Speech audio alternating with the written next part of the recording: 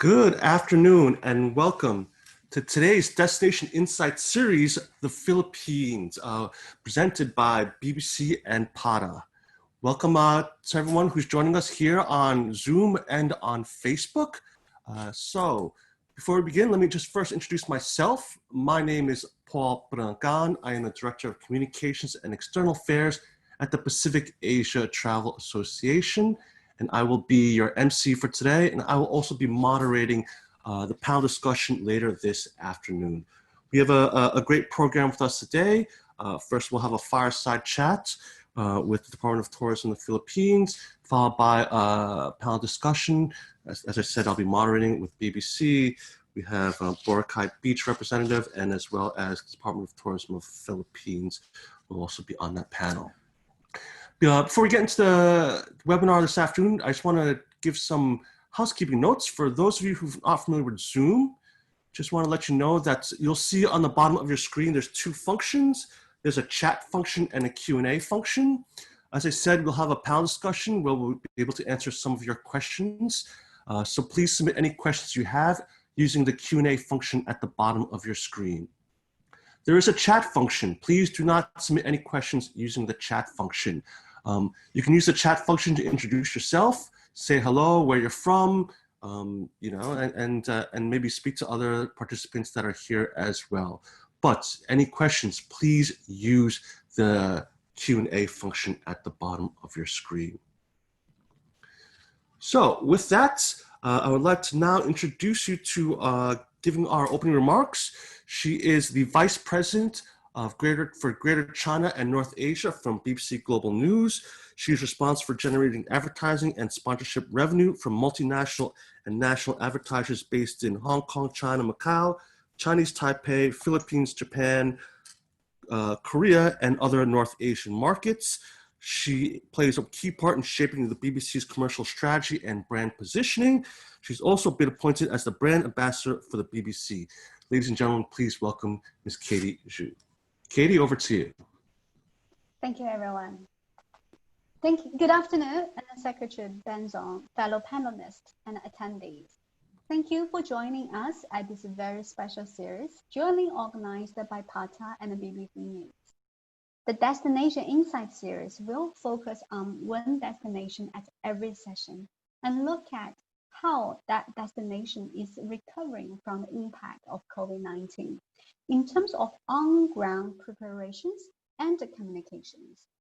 This week, we will be focusing on the Philippines, and we are very, very honored to have Secretary Benzon from the Department of Tourism, the Philippines, and Grace Tolentino, Chairwoman of Boracay Beach Inc. and the President of Akamai Holdings Inc. with us to share their insights and recovery plans.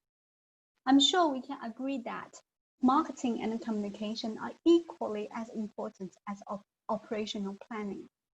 BBC has been working with destinations, airlines, and hospitality partners prior to the pandemic, as well as during, to keep destinations and the brands top of consumers' minds. And we have results from a survey, very recent survey, showing that brand recommendation scores for campaigns running right now are actually higher than the pre-pandemic period. In fact, a survey in July also revealed that 72% of the BBC audience in Asia approve and would love to see brands running their usual advertising campaigns. So this is an excellent opportunity for the travel industry to communicate their plans, safety measures, and services to engage the audiences who is keen to travel again. And in a true news organization fashion, we will also be announcing some breaking news to our industry friends here later. And I look forward to an engaging conversation with the panelists. Back to you, Paul. Thank you very much, Katie. We will see her again later in this webinar. And with that, I would like to move now to our first session of the day. We have our Fireside Chat. And returning with us once again, he is one of Global TV's most recognized and experienced faces. Rajan has been a travel presenter for BBC since 1990, when he began co-presenting the groundbreaking BBC TV Rough Guides. And thank you. Welcome back, Rajan, and happy to have you with us. And over to you. Thank you, Paul. Thank you, Katie. Can you hear me? Just making sure. Yep. All good. Yep. Excellent. Yes. Thank you, Paul. Thank you, Katie. It's delightful for me to be back. It's my pleasure again to be part of these PATA and BBC coordinated forums. This is an extraordinary, unprecedented time in the history of the world, really, and obviously the world of tourism. And I've been amazed at the resilience shown by our partners in Asia, whilst also realizing the tremendous suffering it's caused and is still causing to many families and individuals. So to the Philippines, a country of thousands of islands that I have visited in the past, ever since the 1990s, actually was my first time. I've seen so many unforgettable people, places, amazing memories I've got of the hospitality of the people there, because the Philippines are people who love to entertain and be entertained. That's my perception of the times I've been there. And I can talk about from meeting the dancing policeman who's become a world, I don't know if he's still going, in Manila, to the Cebu jail with the Michael Jackson tributes, to being really close up to a Tarsier, those amazing, I think the oldest primate in existence, to the chocolate hills in Bohol, and then seeing how the country bounced back after the Typhoon Yolanda. So let me introduce my special guest, Undersecretary Benito C. Bengzong Jr. When he joined the Philippines Department of Tourism, Benito was initially involved in planning product R&D and investment promotions. Then he was posted to Tokyo as tourism attaché. Upon his recall, he was asked to take the lead in the marketing teams for Japan, Middle East, and Asia Pacific. And then he was appointed Assistant Secretary for International Tourism Promotion, and then became Undersecretary for Tourism Development. Now, it's really important to know this, that Benito has a strong commitment to inclusive and sustainable tourism development, and he champions how tourism can become an avenue to empower locals to create and improve products and services that will then contribute to the beautification and preservation of their communities. A very important, I think, aspect of this and how we can move forward. So Benito, welcome. Thank you very much for being here. Can I get some background information from you first, which is how, first of all, in fact, how did you react to the global pandemic back in March? Well, thanks, Rajan. First of all, I think we should appoint you as a tourism ambassador because you know all these Philippine destinations by heart. Probably a lot better than even some Filipinos. But thank you for your very kind words that serves as a very strong testimonial. The Philippines is an archipelago of over 7,000 islands, so it gives you a lot of opportunities to move around. But just like most countries in Southeast Asia, we've been severely hit by the pandemic. Last year, we generated about 8.2 million foreign visitors. In terms of revenue, we were able to, I think, record about 10 billion US dollars. In terms of GDP contribution, you're talking of 12.7%. In terms of employment, about 5.7 million Filipinos across various tourism-related enterprises. You can just imagine the impact when sometime in the middle of March, everything came to a halt practically. So what Tourism Secretary Bernard Romulo Puyat did was to instruct us immediately to prepare a tourism response and recovery plan. And this particular plan was really designed to come up with substantial and timely measures to mitigate the immediate and long-term impact of the pandemic on the tourism industry. So with the help of our private sector partners, particularly the Tourism Congress of the Philippines and the World Bank, we were able to put together this master plan in a matter of about a month and a half. So we have a working document that will basically serve as our roadmap for the next 2 to 3 years. I know that it's going to be very challenging, but at least we have a framework that will guide us or that will help us navigate through the difficulties in the next few months. Now, as you mentioned, the tourism has become increasingly important to the Philippines economy. And I think I read that you had 7 million foreign visitors in 2018, and I think you've updated that figure just now. But in terms of small and medium-sized companies, how crucial are they to the Philippines tourism industry, and how badly have they been specifically affected? Well, we did a rough computation of the percentage of the MSMEs. They represent almost 99% of all enterprises, tourism enterprises across the country. So, not surprisingly, many of them have been affected in one way or another. We had a survey conducted a couple of months back, and in that survey, it showed that about 80% of those involved in tourism have been affected in one way or another. No work, no pay, leave without pay, furlough, some small enterprises closing.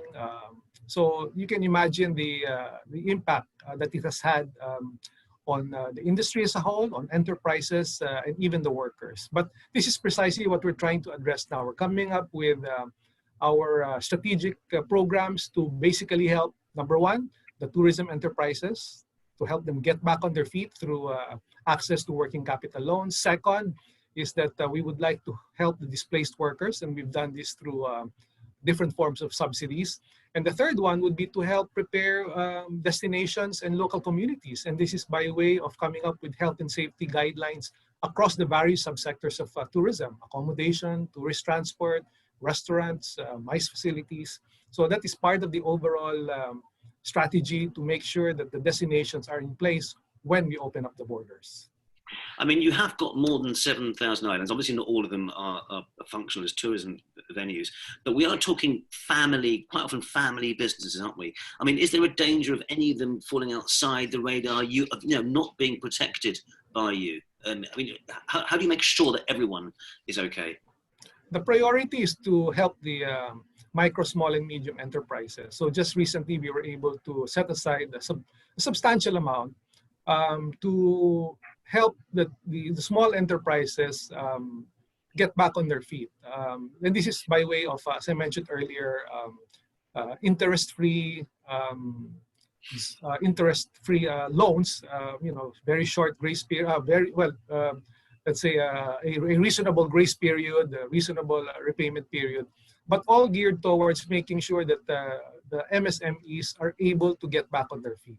But I think one thing that if you're looking for something that is positive in a way, it's the fact that domestic tourism is very strong in the Philippines, and we feel that in the next 6 to 12 months, this will be key in accelerating the recovery of the entire tourism industry.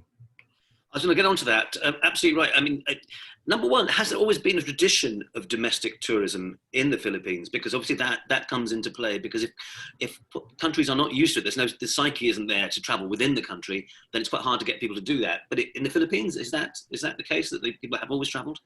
Yes, domestic tourism has been very, very strong historically.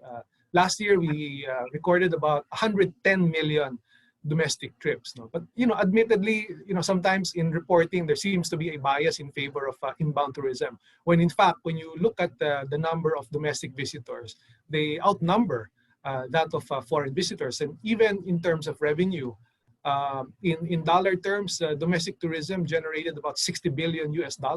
And during the difficult times that we experienced, the past 5 to 10 years, it was really domestic tourism that kept many of the tourism enterprises afloat. So we see that in the next 6 to 12 months, the domestic visitors will play a very important part in the recovery of tourism. So is it possible that you could actually cancel out the losses from the not having any foreign visitors by boosting the domestic tourism? We're hoping, of course, that we can compensate for the anticipated losses. The encouraging thing is that in another survey that we conducted a couple of months ago on the traveler sentiment, out of the 12,000 respondents, 77, these are Filipinos. Out of the 12,000, 77% said that they are willing to travel even in the absence of a vaccine. So domestically. So clearly the appetite for traveling is still there. Maybe some of them are also experiencing cabin fever. Maybe some of them want to reconnect with friends and relatives. But The point is, it's a very strong indication of the desire of Filipinos to travel around the country, support local enterprises, and to help bring livelihood back, especially to the small communities.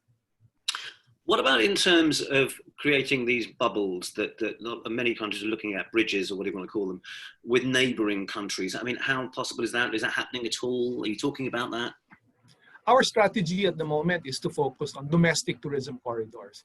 So just last week, the Secretary of Tourism, Secretary Puyat, together with local executives, launched a reef to ridge tourism bubble, which involves the city of Baguio, up in the mountains, with several coastal areas in the northern part of the Philippines. And the idea here is to promote movement within that bubble, that those areas where there is either no incidence of COVID or at least a low number of cases of COVID. And what we've done is we've come up with safety protocols. There are mechanisms in place to make sure that we contain the movement. We're able to monitor the movement of the travelers and to make sure, very, very important, that they all go through the necessary COVID testing.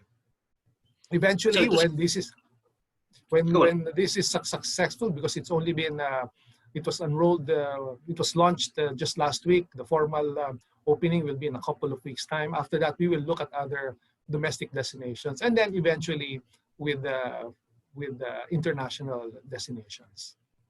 So, in a sense, you're saying that there are actually bubbles internally within the Philippines, if you like, or travel corridors, because of the varied rates of the disease within certain different regions in the Philippines? That's correct. There are different classifications of quarantines in different parts of the country. And right now, tourism is only allowed in areas that are classified as modified general community quarantine. So these are the areas where the COVID or the pandemic has been controlled. These are also the areas where the health and safety protocols are already in place. And most importantly, these are the areas where the local executives, the governors and the mayors have already agreed to resume tourism. Okay, so let's think about the safety measures that you have in place in terms of hotels, airports, etc., that are in place at the moment for domestic tourism and that will reassure international tourists when they do eventually come. What have you brought in? We started in April of this year. The first set of guidelines that we came up with were for accommodation facilities. So it's a set of health and safety guidelines governing the operations of accommodation establishments. So what are the examples? Number one, you have a limit already in the number of guests that can be in the same room. Number two, for example, you're encouraging more cashless transactions, more online bookings. There will be glass partitions or acrylic glass panels at the front desk. There will also be some capacity limitations when it comes to the dining areas. But we realize also that this will entail some capital expenses on the part of the hotel. So what we've done is we've managed to convince the Board of Investments to offer incentives, both fiscal and non-fiscal, to those who are planning to upgrade. I mean, these hotels will have to buy new ventilation equipment, air conditioning, laundry. So we realized that it's going to be a bit it will require a lot of capital, and that's why we're providing all these incentives. But that's just one example. Accommodation establishments, we've done similar health and safety protocols for tourist transport facilities. So just to give an example, a normal tourist bus that used to seat 50 passengers, we can only go for 50%, so 25. We've done the same for restaurants. We've done the same for MICE facilities. And just last week, we were able to come up with health and safety guidelines for the operations of island and resort destinations. So we will have beach marshals patrolling, the beaches to make sure that people maintain physical distancing and they follow other basic protocols. So these are just examples of all the protocols that we have put in place to assure the safety not only of the tourists, but also the workers in the tourism establishments and, most importantly, the host communities. I've actually read about foot baths. Is that something which I haven't read about in any other country? Is that something you're implementing? Which one? Foot baths. Have you heard about that? I read about No, it in one of the reports. Oh, well, no. maybe it's a Yeah, specific thing. Don't worry about it. yeah, um, yeah. one thing that people will want to know about is now obviously is a great opportunity to reset, to rethink how tourism has gone over the last decade, and it has been an incredible period for the Philippines, but it has led, like everywhere else in the world, to issues of over-tourism, of damage to the environment, of problems with local communities. Are you seeing this as a time now to rethink strategy? Well, this situation has been an eye-opener for many players in the tourism industry. And for many destinations, it has also been an opportunity to reset or to reboot. But in the case of the Philippines, even before the pandemic, we already saw the need to go for the more sustainable type of tourism development. And I think the best example that I can mention was Boracay, which we closed for 6 months in 2018.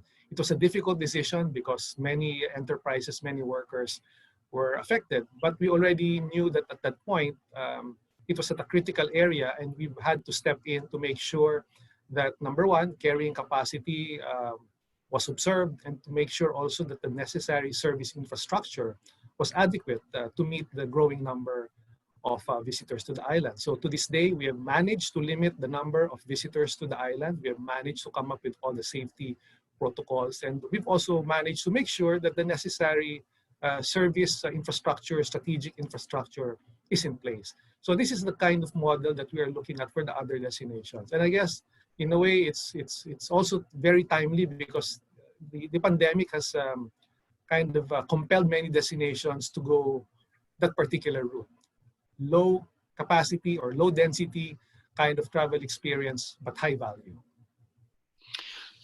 And in terms of foreign tourism, how do you see, obviously no one really knows how it's going to pan out, but in terms of encouraging, or the first time that you get people to come in, I mean, will there be certain countries that you'd be looking at? I mean, I can think of Australia, I can think of New Zealand, I can think of possibly Thailand, Japan, those countries. Would you be doing it stage by stage? How can you see it working out? Well, that will depend largely on the guidelines coming from their respective governments. But generally, we see movement starting with the short-haul markets, the traditional markets, particularly in Northeast Asia. Of course, ASEAN is also a very strong market. And over time, you'll go, farther and farther until you get the traditional medium to long-haul markets. But I think what's important is to make sure that the presence is maintained, and that's the reason that we've never really stopped promoting. Of course, we've adopted a different kind of tactic or spiel. It's not the in your nose, hard sell kind of marketing and promotions. It's very subtle. We're saying that we keep dreaming in the for the day that we can travel again, but keep the Philippines top of mind. So that's the kind of messaging that we've been conveying over the last couple of months. And hopefully, when the travel borders are eased and people can start moving again, then Philippines will be among the top choices. And it's also an opportunity now, isn't it, in terms of marketing, to perhaps accentuate different aspects of the Philippines. I mean, for example, it will be a chance for lesser known destinations up until now to be more promoted, and perhaps other, as I say, aspects of Filipino tourism to get more to the fore. Is that how you're seeing it as well, as an opportunity? Well, I'm glad that you mentioned it because again, that's one of the instructions of Secretary Puyat. We're now rethinking and reinventing our product development efforts. Clearly, there will be greater preference for the outdoor activities, and maybe this is one advantage that we have in the Philippines. You're talking of thousands of islands, the beaches, the mountains. So there will obviously be a greater preference for outdoor activities. The protocols will still have to be in place, but I think what's important is to make sure that we are constantly aware of the changing behaviors and the expectations of our consumers, of our target market. And that's precisely what we have in mind. But in the next few months, and this came out in the survey, people will be looking for beach holidays, people will be looking for road trips. And at least for the urban centers, people will still be looking for staycations. These were the top 3 activities that came out of the survey. So you have a good balance. But whatever it is, the protocols will still be in place. So whether you're going for the beaches or you're going for the staycation, we will make sure that the safety and the health measures are in place. Just lastly, for now from me, I think one thing that's really important, I touched on it in the introduction, is the kind of national psyche. I mean, we're talking here in a crisis about people, tourism stakeholders, but the general population as well, coming together and actually agreeing to work together in order to help a certain industry like tourism prosper. I'm going to give you a quote I got when I was in Bohol after Typhoon Yolanda, and I was interviewing somebody who ran a river cruise, and she was talking about that there is something in the national psyche that can handle no matter what is thrown at them in the Philippines. She said, that's how we were raised, to always believe there's light at the end of the tunnel. We have to work hard and crawl out to reach the light. That was her attitude. I mean, am I wrong in thinking that that's the attitude that everyone seems to have in the Philippines? No, that feedback captures it very accurately. We're hardy people. We're able to get through all these challenges, and we feel that this pandemic will be, well, maybe it's a little bit more challenging than the others that we've faced, but we will, we see the light at the end of the tunnel, and we will be able to pull through. I guess that's one last point, actually, which is that you obviously, I think you have the biggest percentage of people who live, Filipinos who live, or people from your country who live outside, who basically live in all parts of the world. Have they got back, or what's been the situation with them? Well, some of them have opted to return to the Philippines. Of course, the others are still working abroad. But you're right, that's something unique about the Philippines, and in a way, it's a good thing because we use them as our marketers, our tourism ambassadors. They can help spread the good word that Philippines is more fun. Well, thank you very much, Benito, for talking to me. I'm desperate. I'm going bonkers here. I'm desperate to get out and travel. And it's been a long time, 6 months.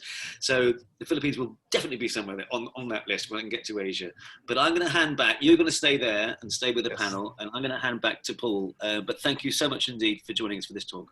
Thank you, Rajan. Thank you. Thank you, Rajan. Benito, yes, stay here. Rajan, thank you so much. Benito, come back. Benito, come back. Okay. I just want to say thank you. I just want to say thank you to Rajan. This is our second time, so hopefully you'll join us in the next one. And I think everyone here feels the same way as you do. We have cabin fever. So thank you so much, and I'll see you next time. Pleasure. Bye-bye. Benito, yes, stay here. I'd like to then invite Katie also to join us on the panel. And our third panelist has a very impressive CV. In 2020, the World Class Philippine Council awarded her the Global Filipino Entrepreneur of the Year. Also, she received recognition from intergovernmental organizations for dedication in public services and developments, implementing SDG goals in the Philippines.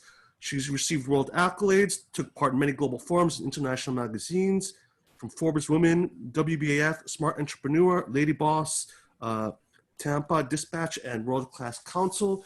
She is the chairman of Boracay Beach, a multi-awarded lifestyle brand. It started as providing tour packages for personal and corporate clients. Today, it offers investment opportunities in condo resort projects, turnkey business opportunities, and business center. And she's also the president at Akamai Holdings, a multinational company that has strategic investments in various asset classes and real estate projects. So Grace, please do join us on the panel. Please turn on your camera and your microphone. Welcome, Grace. Great to see you all. Yes. That's good introduction. Good afternoon, everyone. It's nice to join you here. So Grace, we've heard a bit from the public sector, from Benito. Let's get a view from sort of a local perspective. We want to hear from, myself especially, what's the current situation from a local perspective? How is it affecting your business? Benito said that domestic tourism has been pretty strong, but from your perspective, how has that been for you guys, and what are you guys doing to work towards recovery? Okay. Listen, I've been carefully listening of what Benito is saying, and I believe I want to highlight two. One is that it's good that the government is working on the SMEs, which I feel is good. One, because SMEs create 65% in the Philippines, which can contribute to the resilience of the economy. And it is important also that public sectors and private sectors work closely than before in the local community. Yeah. So then, but then, so in terms of, I know Benito has said before that there are protocols now. So then, have you been implementing these protocols within your properties, or directing people in your properties to implement these protocols? And then, this is for you, Grace. Okay. I see government is on the right direction when it comes to implementing the right protocols in each sector of the community, not just in tourism, but overall, if you see the government, they're more resilient, they're more innovative because they implemented a new production line that clearly focused on recovering the economy of the Philippines as a whole. I think first is they are focusing on the finance alternatives, which is very important to the entrepreneurs ecosystem. Recently, they, as Benito mentioned, they have provided loans, which is I feel is important because finance play an important role in the lifestyle of people, not just in the industry, but I feel it is important because we are all humans, right? So it is important that it needs to be integrated in the lifestyle of people, not just a select people. You have to really focus on knowing how to make it, creation of wealth. And it is important also to have transform mind, skills, and results. And that is important because today, government is also making a move in educating the market to at least be open in communication, to at least make the mass or public interest align towards the government initiatives. Okay. Now I want to switch to a question to Benito here. I think one of the questions that I've always been wondering is what's the local sentiment there in terms of if you open borders, are people willing to accept travelers now, or is there still like, let's wait till things get better? What's the sentiment been from local communities and from, I guess, tourism stakeholders? Well, right now, the entry of foreign nationals into the country is still restricted. It's basically limited to diplomats and the airline crew and those who have to travel for humanitarian reasons. And this is no different from the protocols in most Southeast Asian countries. But admittedly, there are some local communities that are more cautious when it comes to allowing domestic tourists in the respective area. And this is something that we have to respect. That's why the opening of destinations is a joint effort of the Philippine Department of Tourism at the national level and also the local government units. Because at the end of it all, it would be the local executive that will decide when to open the destination. And then just to switch that to a question for Katie. So, I mean, in terms of, we're talking about sentiment here. BBC has a huge audience based in APAC. So what's the sentiment? What's the audience saying about travel now then? Yeah. First of all, I would love to share and confirm that about 42% of the BBC audiences in Philippines, they are ready to travel domestically. So that's definitely great news for the domestic traveling in the Philippines. If you look at the APAC BBC audiences, they are increasingly excited to start traveling for leisure as soon as the pandemic ends. In August, which is last month, 42% of them, close to 1 in 2, are looking to start planning international vacations, compared to only 28% at the height of the pandemic, that is in April. And then they are also becoming a lot more confident to traveling as well, despite the vaccination is not yet to be widely adopted. I think that there is also a really good news for the Philippines in terms of how to promote the country to the international travelers. As we see the top 3 international leisure travel activities that the BBC APAC audience are seeking are, first is exploring historical and cultural sites. The second one is seeking peace and tranquility. This selection had been never so high in all of our past surveys in the last few years. And the third activity is having authentic cultural experiences. So I think from these top 3 activities, the BBC international leisure travelers are looking. Philippines definitely has a really good opportunity once they open the borders and welcome international travelers. And the interesting thing is, we also find that the younger audience actually make a strong majority of the travelers in APAC. 73% of the BBC travelers in APAC, they are Gen Z and millennials. The average age of the BBC travelers here in APAC is only 32 years old. So any activities or messages that is fine-tuned and tweaked towards this group of audiences will definitely works very well. And then the other thing we have also discovered is when it comes to the brand trust, working with reliable and authoritative body to giving advices on travel will really helps the travelers to pick up their bag and get on the road. Thank you, Paul. Thank you, Katie. I'm going to come back to Grace. I have a question for you. I mean, we know the public sector has done a lot of work, as you mentioned before. I mean, what is how's the private sector? How are they working with hand in hand with the government, or is everything just coming down from the government side? Is the private sector getting involved in sort of protocols and communications and marketing, or are you guys just taking the lead from the government side? Actually, private sector clearly needs to play a role in uplifting the economy and recovering the industry. Particularly within our organization, what we do is we did refocusing milestone, because it is a milestone. What is happening today is not forever, right? So there will be a need to reposition yourself for a certain time. So at least this particular market is not limited on this particular growth.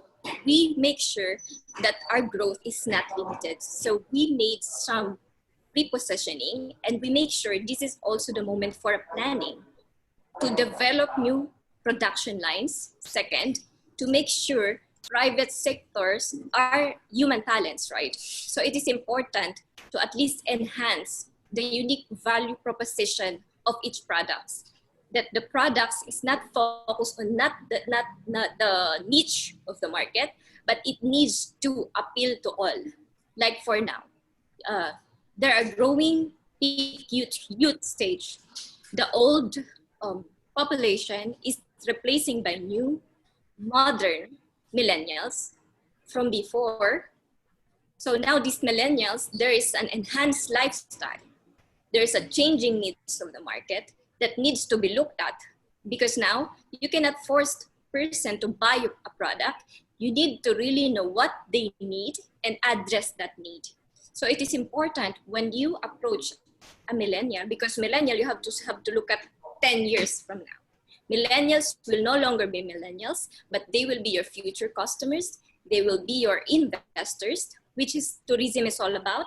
It prime up the economy, and it is also playing a big part in contribution to the economy of the country to make sure the Philippines will focus on and will continue to shine to a more robust stage.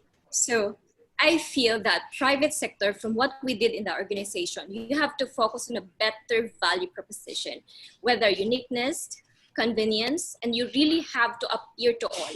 When we started, we focused on Boracay, right?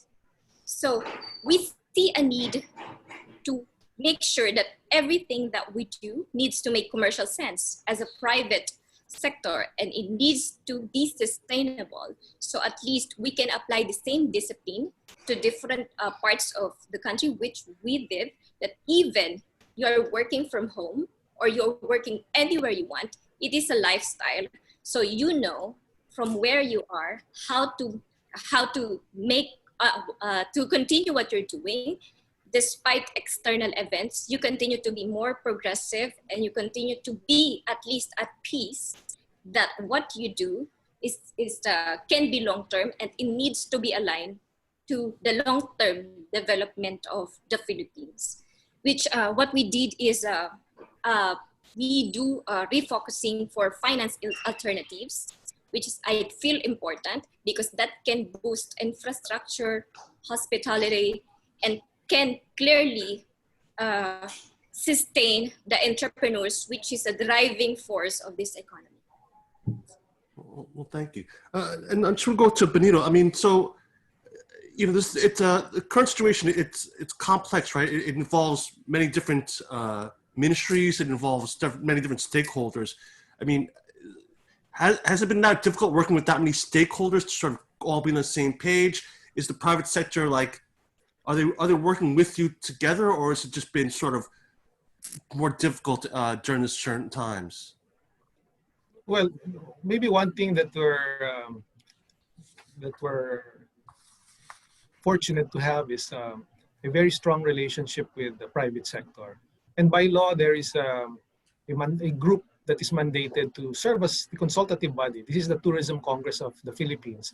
And since the pandemic, we've basically held each other's hands. You know, we've met regularly. We've come up with suggestions. That's why even the Tourism Response and Recovery Plan that I mentioned earlier was a product, or is a product of the collaboration between government and the private sector.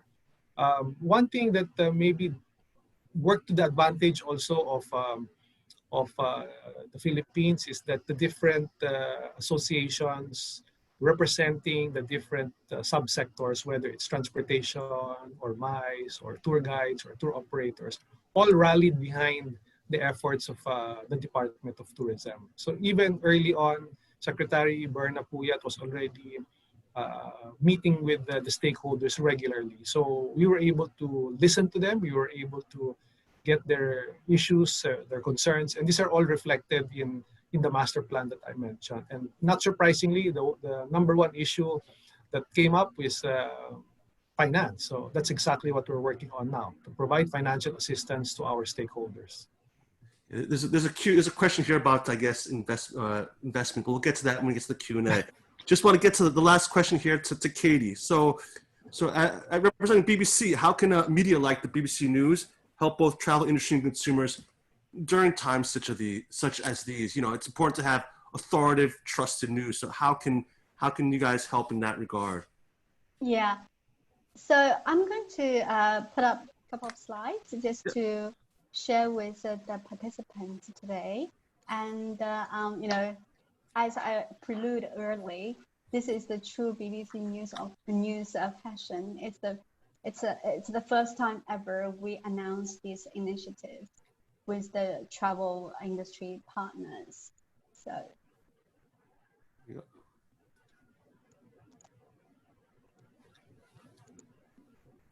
Are you able?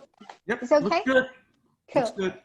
So, in the post-COVID world, both the intrepid and the timid among us will be turning their minds to travel again, whether that's with a leap straight onto a plane or a tentative toe into exploring opportunity for the future online.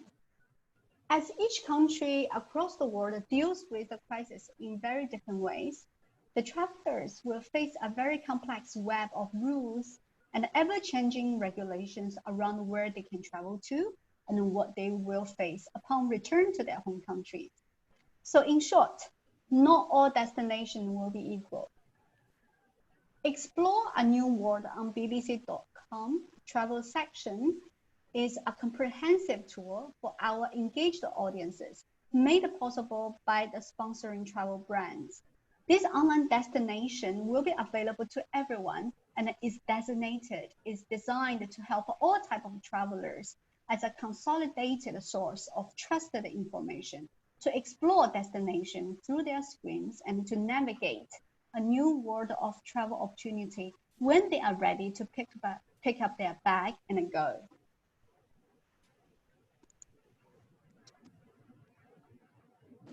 The International Air Travel Association, IATA, I'm sure everyone is very familiar with, are providing the data that underpins the Explore a New World product on the bbc.com travel, ensuring that our audience have very reliable and very up-to-date industry-leading data from across the globe via IATA's alert system.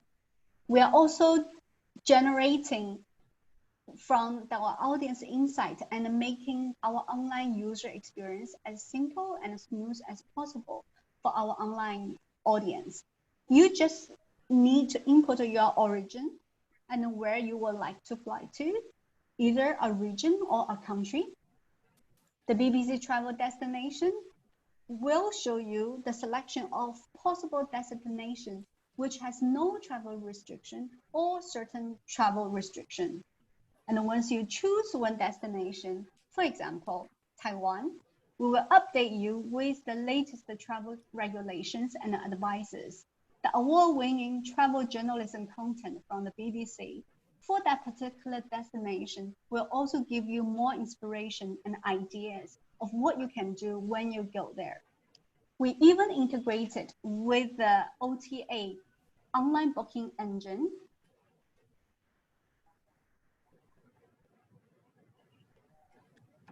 On the right-hand corner here in the middle, we would like the audience not only to find out where they can go, but also to be able to make booking at their fingertips.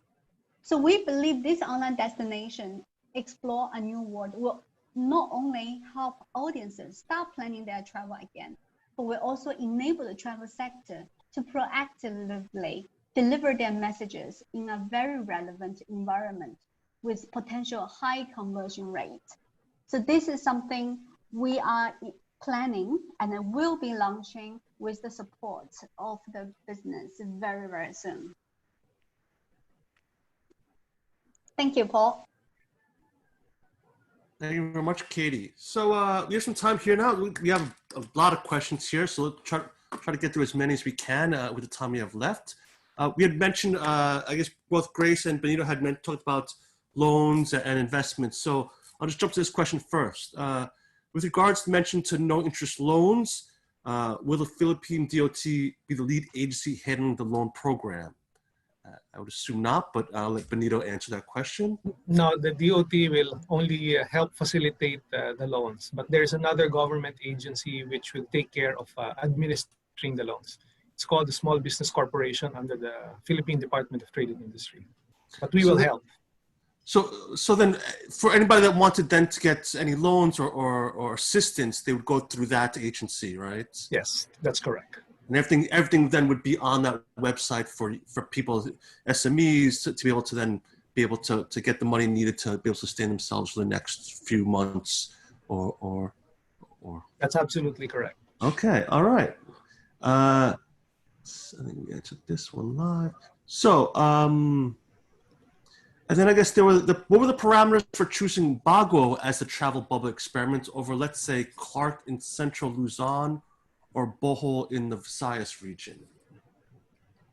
Well, basically three things. Number one is the low or no low incidence of COVID. That's one. Second is the health and safety protocols are already in place. And then the third one would be the go signal that was given by the local government units. So these are basically the criteria that we considered. Of course, all these areas that I mentioned are already what we refer to as modified general community quarantine, where tourism activities are now allowed. All right. I'm going to jump to another question here at the bottom here. This is for Grace. What is the current scenario in Boracay considering the rehabilitation done in 2019? I guess they closed the beaches in Boracay last year. That had to affect some business there. Then now with COVID-19, because how is that all accumulated all together? You know, I've been a proponent of change and implementing sustainability. And I think that's a very good move from the government to sustain the island, given that when from my fellow leaders that is involved also in that particular territories, we have seen how important it is to at least for the island to breathe and at least do necessary precautions and implement new rules to at least make the tourist love the island as it is their own, simply because it is a world renowned island and everyone knows about it. It's not just, it is strategically located in the Philippines. However, it simply attracts the global marketplace, which I feel it is important. And what the government did is tremendously, you know, create an impact and awakening for the people to at least, you know, apply the same discipline to each and every location to at least maintain and sustain that particular place to at least, you know, make it more sustainable. Okay. All right, thank you. I'll jump to this question for Katie. We don't have much time here. So how can tourism boards get involved and promote the new products and destinations in the BBC, I guess the product that you just showed here, explore the world, right? Explore a new world, yes. A new world. Yes, truly it is a new world that none of us had experienced in the past. I think, you know, let me give you an example. In the past, we actually worked with Tourism of Philippines, and we have produced and aired the travel documentary fronted by Rajan. You know, he was traveling across different part of the Philippines, and then we use that as a TV travel program that really can inspire people to travel. And you know, but now people are facing different issues, and then they have more concerns about where we can go. You know, do we need to be quarantined? And when I come back, will I need to be quarantined again? It's a lot of the practice and the practicality of the travel rather than if they have the mean and the time to travel. So explore a new world is something that we really think will benefit our consumers, our day-to-day consumers who can't wait to travel again, because every country's their policies, their quarantine procedures, their travel advisory are changing, and there isn't a trusted media that consolidates all the data in one central point in the past. And the BBC would love to pick up that task and consolidate the most updated data from all around the world, from all destinations, and then put it in a very user-friendly format for the audience to use. And then, again, to answer your question, on this travel destination, Explore a New World, we have designated space and areas for the tourism boards, airlines, hotels to put their information and the message there. For example, if I were the Taiwan tourism section, and when I can actively promote the latest program, the latest hotel promotion, the latest experience promotion on that page, which will attract the travelers who is already interested on Taiwan as a destination. So in the section, we provide plenty of space for the tourism boards, for the travel partners to actively lay their message out there. So then they would just contact you, or they contact someone at BBC to then help them get their product services on that page? That's right. So they can contact me, or you know, anyone at the BBC News. We will be happy to discuss the collaboration. And you know, one thing that is important for us that we never done before, we also will ingest the OTA's database and their booking engine on this page, because we know that conversion for tourism board, for tourism sectors are extremely important. We never done this before, but this time we will actually put our OTA booking engine directly on this destination page. Well, thank you much, Katie. bunch of questions here for Benito, but I think we're running out of time here. So just going back to the protocols there, I guess, are there any specific, I guess, invitations that can help implement these protocols that you had mentioned? Is there, I guess whoever asked that question has to re-ask it because I don't understand what that second word is. Is the DOT providing any PPE to small tour operators and guide companies? Benito? No, we're not. The funds are also, the funds of the department are also limited. But there are other ways of helping the private sector. And as I mentioned earlier, it's really by way of providing access to working capital loans. So the DOT then on the DOT webpage, it would direct you to where you can get the financial assistance. The program will be launched in a couple of weeks. When it's officially launched, then we will have the appropriate announcement. Is just the one last question here, is the Philippines offering any sort of a local domestic incentive, domestic travel incentives like Japan has? Someone had the Japan Go to Travel. Thailand has an incentive program for domestic travel. Is Philippines have anything like that in place right now, or? Well, basically the approach is to make domestic tourism affordable, and that's a commitment that we have been able to get from the partners from the private sector. The recovery will be gradual, and it's really important that everybody cooperates so that we're able to jumpstart tourism. Right, I think we're running out of time. There's a question that everyone always asks, but I think I'm gonna stop asking it. Like, when is the Philippines gonna be open? That's a tough question. I think that everyone keeps asking the question at every destination. I think I'm gonna stop asking that question because nobody knows that answer. It's a tough call to make, but yeah, I think I will skip that. But with that, I would like to end today's session. Thank you very much to Benito, to Grace, to Katie. Thank you so much for joining us today. If anybody has any questions, feel free to send it to me. I will pass it on to our speakers. Any last words from, we'll go around the horn here. Grace, any last words before we end today's session?